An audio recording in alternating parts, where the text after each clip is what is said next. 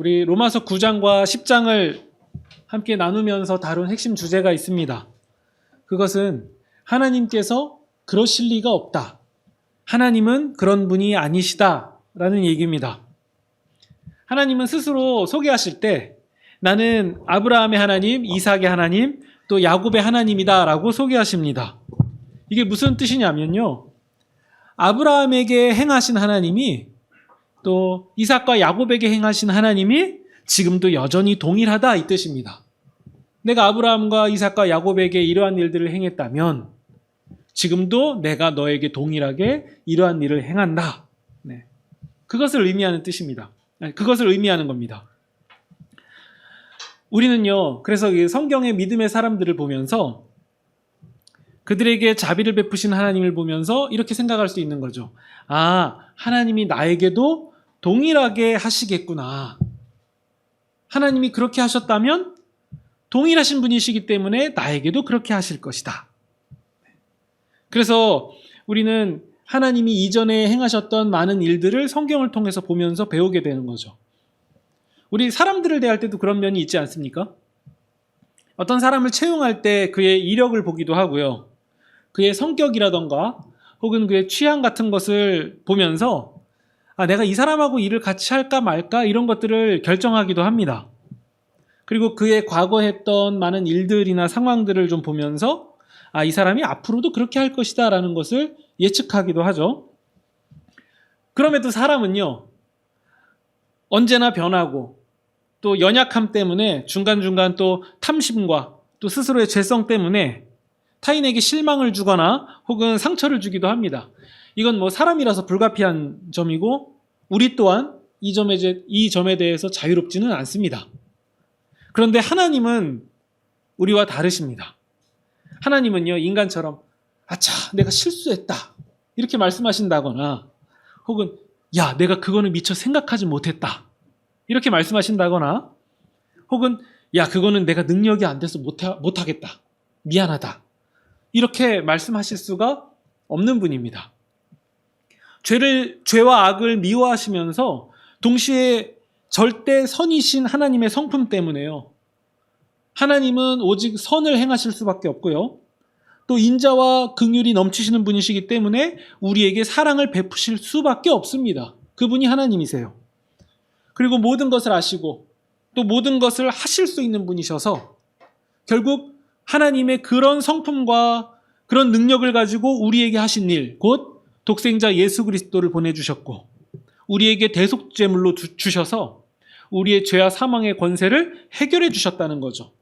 그래서 지금도 우리의 예배를 받으시고 우리에게 은혜와 자비를 내려주십니다. 그런데 문제가 있습니다. 우리는요, 이 사실들을 충분히 경험하지 못하고 있다는 거예요. 때로는요, 하나님이 나한테 왜 이러시나 싶을 때도 있으셨을 겁니다. 내가 기대하던 건 이런 게 아닌데 하나님은 나의 기대에는 별로 관심이 없으신가? 왜 이런 일들이 일어나도록 하나님은 그냥 두시는 걸까? 왜 그렇게 하실까? 이런 생각 드실 때 있지 않습니까? 그러면 이어서 이렇게 생각이 또 들죠. 하나님이 나를 사랑하시는 게 맞나?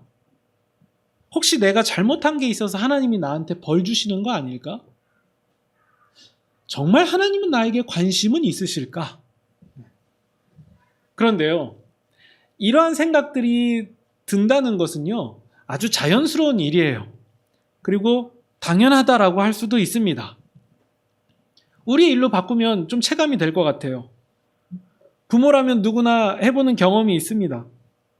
슈퍼에 갔을 때 과자를 사줘도 이건 돼, 이건 안 돼라는 어떤 기준이 있잖아요. 예를 들어 초코파이를 사겠다. 그러면 돼요. 그거 사. 그런데 이건 딱 봐도 먹어서 좋을 게 없는 아주 불량식품이라면요, 그거 산다 그러면은 그건 안 돼라고 얘기할 거예요. 근데 희한하게도 아이들은요, 꼭 안 되는 것들을 골라서 그걸 사달라고 이제 조르잖아요. 그러면 아이는 엄마의 반응에 이렇게 생각할 거예요. 엄마는 나를 사랑하시는 게 맞나? 혹시 내가 뭘 잘못해서 안 사주시는 건가? 엄마는 혹시 이거 하나 사주실 능력이 안 되시는 건 아닐까? 돈이 없는 거 아닐까? 나에게 관심이 있으시긴 할까? 근데 하지만 실상은 어떻죠? 정말 사랑 안 해서 안 사주는 겁니까? 혹은 잘못해서 얘가 잘못한 게 있으니까? 혹은 내가 과자 사줄 능력이 안 돼서 안 사주고 그러는 겁니까? 전혀 그런 게 아니었잖아요. 사랑하기 때문에 불량식품은 못 사주는 거예요. 안 사주는 거죠. 혹시라도 불량식품을 사줬다 해도요, 아이가 거절받은 상심이 클까봐 사준 거지 그게 부모의 뜻은 아닙니다. 심지어 자녀가 잘못을 했다고 해도 그 아이에게 필요한 것은 꼭 사줄 거고요. 아니 정말 필요한 거라면 빚이라도 내서 사주는 거 아닙니까? 네. 그럼 왜 이런 고민을 할까요? 이런 고민하는 것 자체가 자녀에게 관심이 있고 사랑하니까 이런 개념들이 자꾸 생기는 거죠. 하지만요, 그럼에도 자녀 입장에서 볼 때는요, 부모의 그런 마음을 알 길이 없습니다. 딱 자녀의 수준으로 이해하는 거죠. 엄마가 이거 안 사주는 거는 나 미워서 그런 걸 거야. 나 안 주고 싶어서. 나한테 관심 없으니까. 그래서 나한테 이렇게 하시는 걸 거야. 네. 하지만 자녀가 아무리 그렇게 나쁘게 생각하든 자기 마음대로 생각하든 간에 부모가 그거 하나 사줄 능력이 안 된다던가 혹은 그럴 마음이 없다거나 그런 건 아닙니다. 자녀가 어떻게 생각하든 부모가 자녀를 대하는 그 진심과 마음을 가지고 그대로 행할 거예요. 그래서 거절하기도 하고요. 못 들은 척하기도 할 거고 그리고 기대하던 것과 다른 것으로 줄 수도 있습니다. 불량식품이 아니라 초코파이나 아니면 유기농 쌀과자 같은 거 사줄 수도 있는 거죠. 그게 맛은 없지만요. 물론 부모도 인간이니까 인간적인 한계로 완벽할 수도 없고 실수도 할 수 있습니다.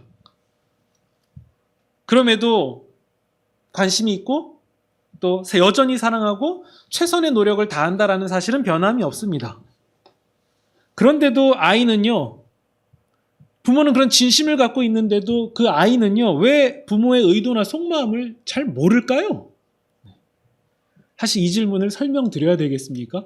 설명 안 드려도요, 다 압니다. 그냥 아이들이 모르는 건 당연한 거예요.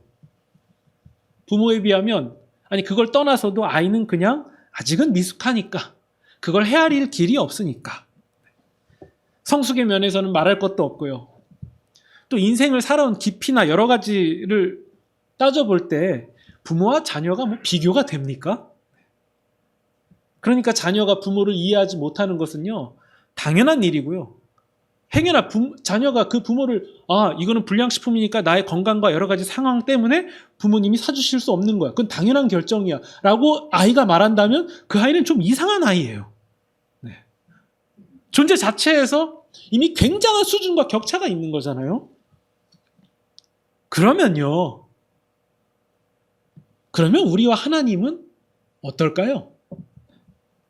우리가 하나님의 계획과 또 마음, 그분의 생각을 충분히 이해하고 예측할 수 있다?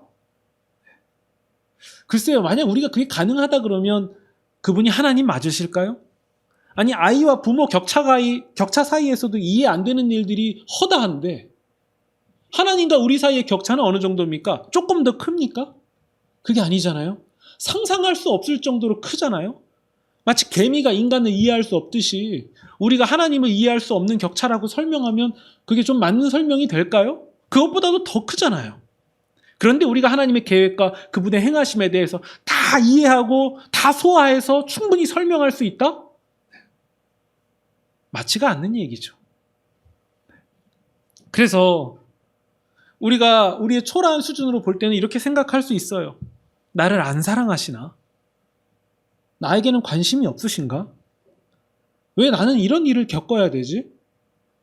왜 하나님은 응답이 없으실까? 근데 이제 이 질문에 대한 이해가 좀 되지 않습니까? 하나님은 너무 크고도 놀라우신 분이셔서 또 위대한 분이셔서 인간의 언어로는 하나님을 설명할 길이 없는 그 정도로 한없이 크고 놀라운 분이시기 때문에 하나님은 하나님의 수준에서 하나님의 완전한 일을 이루어 가고 계신다. 우리는 그 사실을 믿을 수 있는 거예요. 그래서 우리에겐 믿음이 필요한 거죠. 우리의 수준으로 하나님을 소화할 수 없습니다. 이해도 못합니다. 그러나 하나님은 그런 분이십니다라는 것을 우리는 믿음으로 받아들이는 거예요. 어릴 때 제가 잘 듣던 말이 있었어요. 조금만 먹어라. 너 살찐다. 건강에 안 좋다. 너 돼지 된다. 너가 뭐 이런 식의 얘기들 많이 들었는데요. 제가 지금 생각해서 돌이켜봐도 그 당시에 너무 하도 무식하게 먹어댔기 때문에 부모님은 걱정해서 그런 말을 하신 거죠. 근데 막상 저는 그런 얘기 들을 때 되게 서러웠거든요. 나를 안 사랑해서 그러신가? 왜 형은 더 줄까? 왜 나는 덜 줄까? 이해할 길이 없는 거죠. 그거 사실 더 먹는다고 저한테 뭐 건강에 도움이 되냐 그런 거 생각해보면 덜 줄 수밖에 없거든요. 저도 사실 지금 좀 그래요. 조금 덜 주고 싶은 마음도 있고 그렇거든요. 네. 근데 저는 그렇죠. 안 사랑해서 그런가? 내가 미워서 그런가? 근데 커가면서 알게 되는 거예요. 그땐 몰랐지만요. 나중에는 알게 되더라고요. 아, 사랑하고 염려되니까 그러셨던 거구나. 우리가 하나님을 생각할 때도요. 이런 면이 있습니다. 당장은요. 뭐지? 하나님 도대체 왜 그러시지? 이렇게 싶다가도요. 우리가 인생의 어느 날에 문득 삶을 돌이키면서 깨닫게 되는 거죠. 그때 그런 일이 있었던 것은 하나님이 인도하셨던 거구나. 그래서 그때 그런 결과가 일어났던 거구나. 그래서 내가 이러한 일들을 겪게 되었던 거구나. 그러면서도 사실은 그 모든 일의 배후에는 하나님께서 계셨고 하나님이 주관하고 계셨구나. 나한테 관심이 없으셨던 게 아니고 나를 그냥 내버려 두셨던 게 아니구나. 찬송가 가사처럼 나의 갈 길 다 가도록 주께서 인도해 주셨구나. 우리도 살아가면서 문득 이렇게 깨달아가는 부분이 있지 않습니까? 우리가 함께 나눈 로마서, 이 본문에도요 그것과 비슷한 면이 있습니다. 우리가 로마서 9장 10장에서도 이런 내용을 다뤘잖아요. 긍휼히 여기 받을 자를 내가 긍휼히 여기겠다. 나 하나님은 자격 없는 이방인들을 긍휼히 여길 거다. 그것이 내 뜻이고 그것이 내 맘이다. 여기에 대해서 어느 누구도 왈가왈부하지 마라. 너희는 권한 없다. 내 권한이다. 긍휼을 베푸는 것은 내 권한이다. 나는 모든 민족에게 긍휼을 베풀 거다. 그런데요, 이 가르침을 전하는 바울은요, 한편으로 염려가 되는 거죠. 혹시라도 이 말을 오해해서 하나님이 이방인들만 사랑하고 유대인들은 이제는 버리신 걸로 혹시 그렇게 생각하는 사람이 있지 않을까? 그래서 바울이요, 우리 11장 1절에서 이런 얘기를 합니다. 11장 1절을 보시면요. 그러면 하나님이 자기 백성인 유대인들을 버리셨습니까? 아니요. 결코 그렇지 않습니다. 4절을 보시면요. 하나님은 이런 분이라는 거죠. 4절에요. 내가 나를 위하여 바알에게 무릎 꿇지 않은 사람 7천인을 남겨두었다. 이 말씀은요. 이런 맥락이에요. 구약의 엘리야 선지자가요. 이제 어떤 최악의 상황을 목도해요. 그건 무엇이었냐면 이스라엘 백성이 민족적 차원에서 대대적으로 하나님을 향한 신앙을 저버리는 일이 발생된 거예요. 그걸 목도한 거죠. 그러니까 엘리야 선지자가 이런 생각이 드는 거예요. 이러다가 이스라엘이 하나님께 버림받고 망하는 거 아닐까? 이게 너무도 마음이 아팠던 거예요. 그리고 이 생각으로 굉장히 큰 좌절을 경험합니다. 그때 하나님이 엘리야 선지자에게 말씀하시는 거예요. 너희들이 잘하고 완벽해서 그동안 구원받았냐? 그게 아니다. 너희들이 심지어 패역하게 흘러간다 할지라도 내가 나를 위해서 바알에게 무릎 꿇지 않은 신실한 사람 7,000명을 내가 남겨두었다. 누가 남겨뒀다고요? 하나님께서요. 오직 하나님이 은혜로 남을 자들을 존재하게 하셨다는 거예요. 하나님이 그렇게 하셨다는 거죠. 그러니까 로마서에서 말하는 이 목적은 이겁니다. 비록 지금은 유대인들이 믿음의 길에서 이탈되고 넘어졌지만 하나님은 누구시냐? 그런 최악의 상황들마저도 선으로 바꾸시는 분이다. 그분이 하나님이다. 그렇기 때문에 그런 상황에서도 하나님은 선을 또 이루어 가실 거고, 유대인들이 믿음을 저버리는 상황을 하나님께서 선으로 바꾸사 이 기회에 이방인들이 구원받는 길을 열어줄 거고, 이방인들이 구원받게 되는 것은 동시에 이탈된 유대인들이 그 상황을 목도하고 유대인들도 돌아오게 하는, 그것이 하나님의 뜻이다. 하나님이 누굴 버리고 누굴 선택하고 누굴 포기하고 누굴만 이뻐하고 차별하고 그런 분이 아니다. 실상 유대인의 구원은, 구약에서부터 나온 유대인의 구원은 이방인의 구원을 염두에서 일어난 일이고, 이방인의 구원은 동시에 이탈된 유대인들도 다시 끌어안으실 거라는 하나님의 의지, 그분의 사랑, 그분의 긍휼, 이것이 충만하게 드러난 하나님의 크신 계획이다. 이 얘기를 하는 거죠. 그러면요, 이 바울의 이 메시지를 통해서 이방인들은 무엇을 깨달을 수 있겠습니까? 이방인 너희들에게 구원의 길이 열렸다고 해서 결코 자만해서는 안 된다. 그 구원을 기만해서도 안 된다. 우리 21절을 보시면요, 11장 21절입니다. 하나님께서 먼저 선택된 백성인 유대인들도 아끼지 않으셨다. 이방인들도 여기에 다를 것이 없다. 22절. 그러니까 하나님의 자비로우심과 동시에 준엄하심도 생각해보라. 하나님의 인자하심에 머물러 있지 않는다면, 너희들도 똑같이 패역한다면 너희도 찍히는 바가 된다. 그러니까 하나님의 인자하심을 입었다고 교만하거나 우쭐대지 말라는 겁니다. 하나님의 사랑과 또 그 구원, 그 은혜를 깊이 알면 알수록 그 앞에서 겸손할 수밖에 없는 것이 바로 우리다. 이것이 결론이라는 거죠. 로마서는 처음부터 얘기하고 있습니다. 바울이 그랬잖아요. 나는 복음의 빚진 자입니다. 나는 복음의 빚진 자입니다. 내가 복음을 전해야 될 여러분들이 존재하지 않았다면 하나님이 나를 구원하실 리가 없습니다. 내가 구원된 것은, 내가 복음을 받게 된 것은 여러분들에게 복음을 전하라고 나를 그렇게 해주신 거고, 그래서 여러분을 바라볼 때 나는 여러분들에게 빚진 자입니다. 여러분 때문에 나도 구원받았고 나 때문에 또 복음이 증거되는 겁니다. 그래서 저는 복음의 빚진 자입니다. 이게 로마서 1장에 나오잖아요. 그 틀을 그대로 가지고 오늘 본문까지도 그대로 오고 있는 겁니다. 유대인들이 하나님께 선택받은 것은 유대인만의 구원이 아니라 너희들도 똑같이 복음의 빚진 자이기 때문에 이방인들에게 복음이 흘러갈 수밖에 없다. 동시에 다른 민족이 구원받는다는 것은 그러면서 이탈된 유대인들도 동시에 구원으로 인도하시겠다는 하나님의 뜻이다. 그래서 하나님은 이 민족을 택하시면 저 민족을 포기하시고 저 민족을 택하면 이 민족을 포기하시는 그런 분이 결코 아니다. 하나님은 그런 분이 아니다. 이 민족이 이탈되면 동시에 그것도 신경 쓰시는 분이고, 결국 하나님은 모든 민족에게 관심이 있으신 분이다. 단지 우리가 다 헤아릴 길이 없어서 그런 거다. 그 얘기예요. 우리는 너무 미약하고 모자라고 수준이 안 돼서 우리는 헤아리지 못하는 것일 뿐이지, 이해가 안 되는 것일 뿐이지, 하나님은 그런 분이 아니다. 모든 민족을 동일하게 사랑하시고 모든 민족을 구원하기를 원하신다.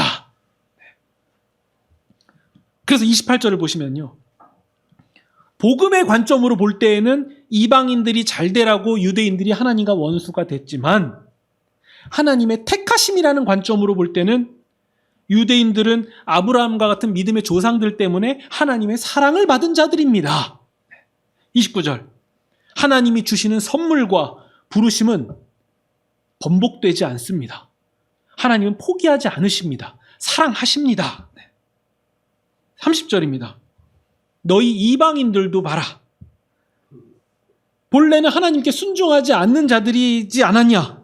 그러나 결국에는 하나님의 긍휼을 입게 되었다. 31절. 이처럼 이스라엘 사람들도, 유대인들도 다시 하나님의 자비를 보고 회개해서 마침내 하나님의 자비를 입을 날이 오게 됩니다. 32절. 하나님께서 모든 사람을 불순종 가운데 가두신 것은, 우리는 그렇게 가둔 것처럼 이해될지 몰라도 하나님은 결국 모두에게 자비를 베푸시려는 겁니다. 그러면 이렇게 이해할 수 있죠. 나의 구원은 나뿐만 아니라 모든 사람과 직결되어 있다. 이것이 하나님의 크고 놀라우신 계획이다.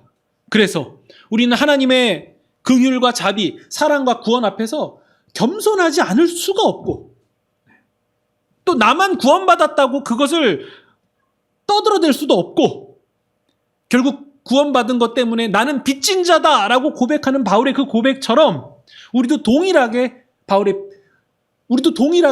복음의 빚진 자라고 고백할 수밖에 없다는 거예요. 우리는 구원받은 사실을 깊이 알면 알수록 겸손할 수밖에 없는 거예요. 그렇기 때문에 우리가 구원받았다라는 사실을 가지고 자만하고 떠들어대면서 구원받지 못한 사람들을 향해서 그들을 바라보면서 우월감을 느낀다? 정말 구원받은 게 맞는지를 확인해야 됩니다. 어쩌면 교회들의 모습들이 그러지 않은지를 점검해봐야죠. 구원받은 사람일수록 세상을 바라볼 때 빚진 마음이 들 수밖에 없는 거예요. 내가 이렇게 구원받은 게 사실 순서상 먼저지. 내가 여기서 머무르면 안 되는데. 나 구원받았다고 혼자 떠들고 죽으면 천당 간다고 얘기하는 그런 것들이 실제로는 아닌데. 저 사람이 구원받아야 되기 때문에 내가 먼저 구원받은 것 뿐인 건데. 내가 어떤 태도와 자세를 가져야 되는가? 이렇게 고민해야 맞는 겁니다. 그래서요, 이런 생각과 마음과 고백을 하는 사람들이 전국에 있는 교회들마다 넘쳐서, 그래서 이들이 예배당 밖을 나설 때마다 세상을 바라보고 주변 사람들을 대할 때마다 그런 마음으로 세상을 대하기 시작한다면, 그렇다면 대한민국은 하나님 나라를 경험하는 위대한 나라가 되는 거죠. 유대인만 구원하신다. 혹은 이방인에게 방향을 바꾸셨다. 이런 옹졸한 틀, 이런 것에 갇혀 계시는 분이 하나님이 아니시다. 하나님은 그런 분이 아니다. 결국 하나님은 우리가 이해를 못하고 헤아리지를 못해서 그렇지 모든 민족을 동일하게 사랑하시는 분이다. 모든 사람에게 긍휼을 베푸시는 분이다. 그분이 하나님이다. 단지 우리가 이해 못하고 헤아리지 못하는 연약한 수준일 뿐이다. 하나님은 그런 분이 아니다. 바울은 이러한 감격, 이러한 은혜에 깊이 젖어든 거죠. 그래서 이런 한량없는 은혜 가운데 그 은혜를 베풀어 주시는 하나님께 누구든지 나아오라. 이 크고 놀라운 지혜와 긍휼에 압도되어서, 그래서 바울이 우리가 읽은 본문의 33절부터 시작되는 소위 이 지혜의 찬가라고 불리는 이 노래를 부르는 겁니다. 33절을 보시면요, 깊도다 하나님의 지혜와 지식의 풍성함이요, 하나님의 판단은 얼마나 큰지 다 헤아릴 수도 없고 하나님의 길은 어느 누구도 이해할 수가 없습니다. 34절, 누가 하나님의 마음을 알 수 있습니까? 누가 하나님의 조언자가 될 수 있겠습니까? 35절, 누가 주님께 먼저 무엇을 드려서 주님이 이제는 보답하셔야지라고 기대하고 바랄 수나 있겠습니까? 이게 무슨 말이겠습니까? 다 헤아릴 수도 없는 장엄하신 그 하나님 앞에서 어느 누구도 입도 뻥끗할 수 없다는 거예요. 없다. 그럴 수 있는 사람 어느 누구도 없다. 36절입니다. 만물이 하나님에게서 나왔다.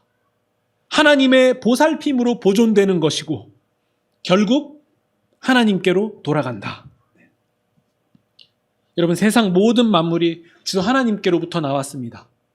그 모든 시작, 그 모든 근원이 하나님이십니다. 이런 하나님과 우리가 동등한 대화라는 게 가능할 수나 있겠습니까? 우리는 하나님의 크고 놀라우신 계획을 알 수도 없고 항변할 수도 없고 이의를 제기할 수도 없습니다. 하나님이 받아주실 뿐이에요. 하나님이 우리를 헤아려 주시고 그분이 낮아지셔서 우리와 동등한 것처럼 보여주시려고 하시는 거지, 그 격차는 어느 누구도 헤아릴 수도 없습니다. 그저 하나님의 하나님 되심, 하나님의 성품대로 그 주권을 마음대로 행하심 앞에서 우리는 그저 이런 말밖에 할 수 없습니다. 그게 36절 끝부분이에요. 하나님께 영광이 있을지어다. 아멘. 네. 동네에서 주먹 좀 꽤나 쓴다는 친구가요, 세계 복싱 챔피언 앞에서도 고개를 빳빳이 들 수 있습니까? 겸손할 수밖에 없는 거예요. 동네에서 아무리 주먹을 써도 세계 챔피언 앞에서는요, 겸손을 갖출 수밖에 없죠. 이거는 예의 차원에서 갖추는 게 아니라 그냥 사실 직시한 상황, 그 현실 앞에서 그냥 겸손해질 수밖에 없는 거예요. 마찬가지입니다. 구원받은 우리가 겸손할 수밖에 없다는 거. 성경에서 겸손하라라고 얘기하는 것은요, 교양 윤리 차원에서 겸손하라는 게 아니라요, 나를 비롯한 세상 모든 만물의 근원 되시는 하나님 앞에서 이 사실을 직시한 인간이 가장 최선으로 취할 수 있는 태도가 겸손밖에 없기 때문이에요. 누가 무엇을 가지고 으스댈 수 있고 누가 함부로 그렇게 행동할 수 있겠습니까? 그저 겸손하고 또 겸손할 수밖에 없는 거예요. 만물이 주에게서부터 나왔습니다. 만물이 하나님께로부터 시작됐습니다. 이 얘기는 하나님께서 모든 만물의 주인이 되신다는 말이고, 하나님은 모든 만물의 주인 되시는 그 주권을 행사하실 거예요. 그 주권은 하나님 마음대로 이루어지는 것이고, 하나님 마음대로라는 말은 하나님의 성품, 그분의 완전하심, 그분의 긍휼, 그분의 사랑의 근거에서 이루어지는 것이고, 그래서 그 결론은 반드시 구원일 수밖에 없는 거예요. 이 사실을 근거해서 우리가 더 나아가서요, 우리 삶에 일어나는 어떠한 일에도 하나님의 주권 아래서 일어나는 것이다 라는 사실을 기억하시면 좋겠습니다. 그렇기 때문에 우리는 지금 당장 우리 현실 속에서 아픔 가운데 또 질병과 궁핍함 가운데서도요, 소망을 바라볼 수 있게 됩니다. 물론 고통의 깊이가 너무 크기 때문에 이러한 말들, 이러한 위로들이요, 달갑지 않게 들릴 수 있습니다. 충분히 그럴 수 있어요. 왜 신자의 삶이 이러해야만 하는지 이해가 되지 않을 수도 있습니다. 자연스러운 거예요. 충분히 그럴 수 있는 거예요. 그럼에도 그런 상황 가운데 계신 분들에게는 좀 혹독한 말로 들릴 수 있겠지만요, 하나님은 우리 수준에서의 선을 이루시는 게 아니라 하나님 수준, 하나님 차원에서 선을 이루어 나아가시는 분입니다.